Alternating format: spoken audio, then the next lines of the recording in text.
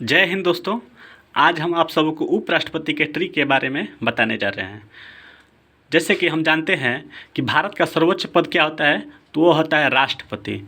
लेकिन भारत का सर्वोच्च दूसरा पद क्या होता है, तो उपराष्ट्रपति। सर्वोच्च दूसरा पद क्या होता है, उपराष्ट्रपति। यानी कि उपराष्ट्रपति याद करने का ट्रिक है कि उस रानी का चूस, उस रानी का चूस। उ का अर्थ होता है उपराष्ट्रपति का पद, उ का अर्थ होता है उपराष्ट्रपति का पद। अनुच्छेद 63 से संबंधित है। यानी कि स का अर्थ होता है सभापति। सभापति की चर्चा कितने में है, तो अनुच्छेद 64 में। सभापति की चर्चा कितने में, अनुच्छेद 64 में। यानी कि यह राज्यसभा का सभापति होता है, किस अनुच्छेद के तहत, 64 के तहत।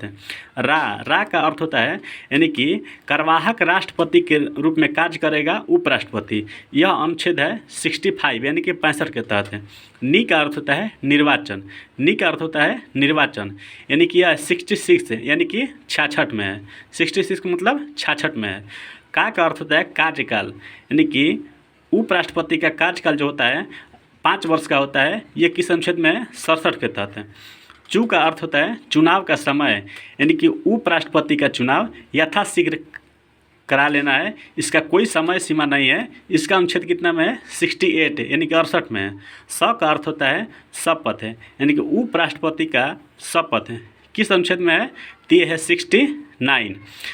अब दोस्तों आप सबको कन्फ्यूज होता हुआ चुनाव का समय और निर्वाचन में अंतर क्या है। निर्वाचन और चुनाव के समय में अंतर क्या है। दोस्तों निर्वाचन का अर्थ होता है कि उपराष्ट्रपति का निर्वाचन यानी कि एकल संक्रमणीय अनुपातिक पद्धति द्वारा कराना होता है। लेकिन चुनाव का समय का अर्थ होता है कि उपराष्ट्रपति का चुनाव यानी कि यथाशीघ्र करा लेने की चर्चा है, यथाशीघ्र करा लेने की चर्चा है। दोस्तों इसी तरह से आप सबों को एक एक वीडियो कर दिया जाएगा। धन्यवाद।